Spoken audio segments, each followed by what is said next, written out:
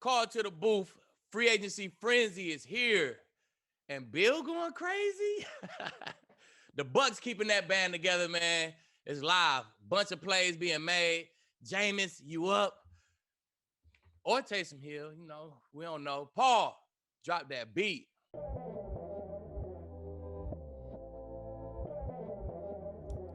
Call to the booth. Free agency frenzy is here. Now, Harrison, who you thought was gonna go crazy this free agency, like this March? Who you thought was gonna be going crazy right now? Well, to be honest with you, I didn't know who was going to go crazy because you know how NFL general managers do. They're able to restructure everything. Right. But you can create money.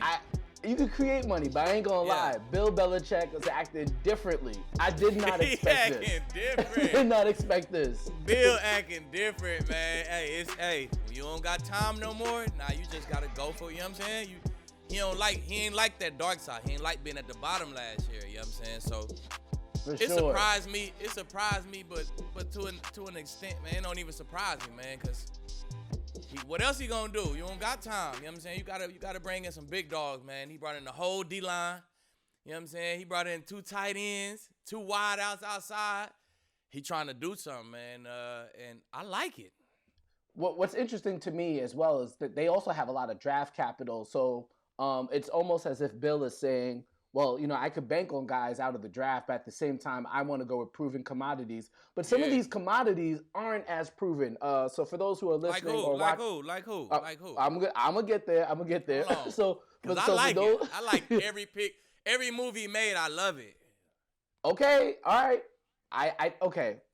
I don't agree with all of them, but let me at least set the table for those that are listening or watching. Okay. We're going to go through the Pats situation here in a second. We're going to go through the Bucs, bring a majority of their free agents back.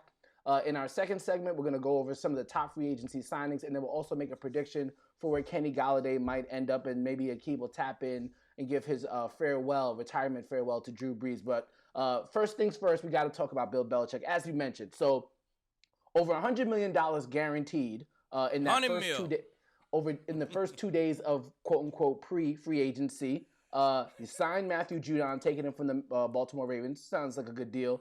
Jalen Mills coming in from the Philadelphia Eagles. Actually, Eagles fan. They weren't happy with him. Kendrick Bourne. I don't know if there's a reservation about him. Nelson Agholor has been top 5 in drops in the NFL, and he was top 5 in drops last year as well.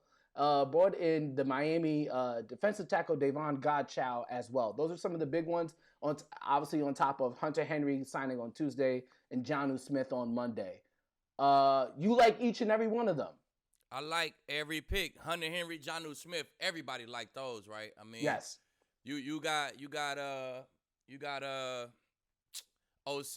Well, I can't never remember people's name like that. Josh McDaniels. You got Josh McDaniels with 2 nice tight ends. We already know what he can do with two nice tight ends. That's part of his offense. You know what I'm saying? That's one of his offense that he'll lead with. So that's out the question. We love them 2 picks. Yeah, for sure. Judon. We love Judon pick. That's out the question too, right? We love Judon off the edge. Question. Him. Yeah, that's out the question. We love that. Now Jalen Mills, he one of them guys who, when he get with Bill, he ain't just ball out. You know what I'm saying? Philly say they wasn't happy with him. When they won the chip, Philly was happy with him. So, I mean, he right there. But when he get with Bill, it's going to put a little more pressure on him. And he one of them guys, man, it's going to bring out the best in him. He could play nickel. He could play safety. He could play corner. Bill love guys like that. He going to know exactly how to use him. He going to crank up his play. Kendrick Bourne and Agholor, see, you ain't never guard these guys. You know what I'm saying? Harrison, I'm not gonna guard any of these guys. I'm not gonna try to get past any of them.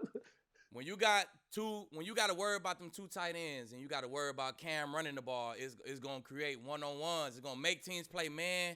It's gonna create one-on-ones, and now you get Agholor with one-on-ones and Bourne with one-on-ones. Them guys win. They win. Agholor is your up top guy. He can go up top. He can catch underneath. Bourne he make difficult catches, man. He got great routes. I love them 2 guys outside. In this offense, they not Julio Jones, A.J. Green type of guys. But in this offense, solid guys. I remember I was there. He had Aaron Hernandez. He had Gronk. Boom. Inside he had Edelman still in the slot. He's still gonna have Edelman in the slot. Outside he had Brandon Lloyd.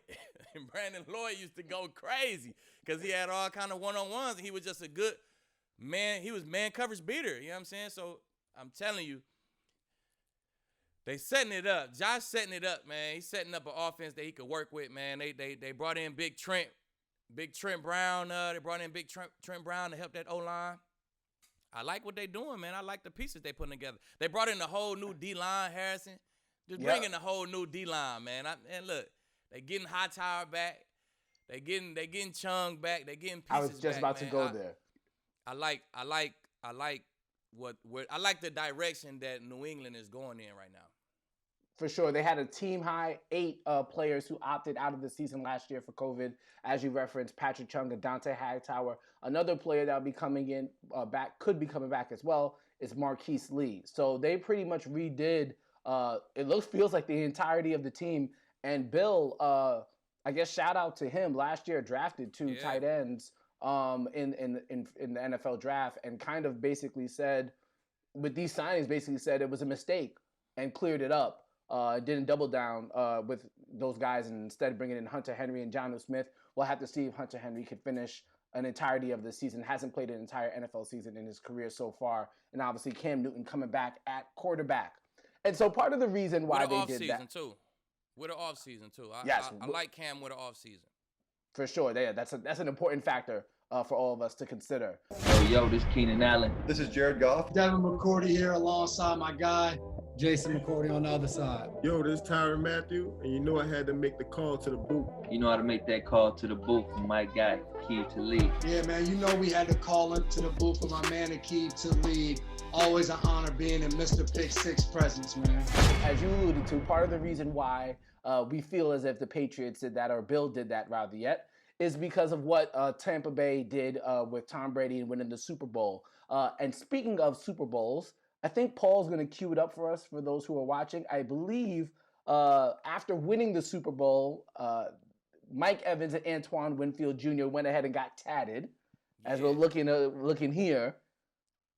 And I think Tom Brady replied to one of them basically saying, hey, you need to leave more space because you never know, he might get another one. He ain't you got a Super Bowl tat? Nah, I didn't get a tat, but a lot of guys on the team, when we won that chip, man, a bunch of guys came back in April with Super Bowl tattoos. Me personally, I didn't, though. Okay. All right, so let's get down to the Tampa Bay Buccaneers. Brought back a bunch of guys, most notably when it comes to money, at least, was Shaq Barrett. 4 years, $72 million. What were your impressions on that, and obviously the franchise tagging of Chris Godwin, and what we might be seeing within the rest of the guys on the roster? First we got to do our new effect. Hey, here we go. But Shaq deserve it, man. I've been waiting for Shaq. I've been waiting to see him get paid. I played with him, man. I seen his whole grind. I seen him go to Tampa and ball out. So it was time. That's another guy. He got franchise tag last year. Bet on himself. He come back and now look at him. So man, I'm telling you, franchise tags is not bad, man. It's just football. But I love that for Shaq, man. I love that he got to stay with Tampa as well, man. I thought he was gonna go get a huge bag in like Vegas or something crazy, but I really want to know what was out there. I want to know what options he had out there. I don't really know what he had out there, but he probably took a couple less dollars to stay down in Tampa. But it's good for him, man. I think it's the perfect situation for him, perfect setup. He love to win. Stay with Tom, boy. If you love to win, gotta stay with Tommy. Yeah, so we'll see what happens with Ndamukong Suh. We'll see what happens with Leonard Fournette, but there are some indications that they are trying to bring them back as well. And if Tom Brady is trying to get guys back, you know that the front office is trying to do the same. I believe Rob Gronkowski signed back for 1 year, $10 million, which is as much as Ryan Fitzpatrick got to start as the quarterback for the Washington football team. When we come back with Call to the Booth, we'll talk about 6 big signings that happened so far. We call it our Pick 6 segment with Aqib Talib. We'll be right back. This is Call to the Booth. Make sure y'all tune in next week. We're going to wrap up this free agency, talk about a little draft. Man, there's a lot of moves being made, man. Check us out next week. Call to the Booth. Want more dope content? Subscribe and check out the YouTube channel. And while you at it, follow us on Instagram and Twitter at Call to the Booth.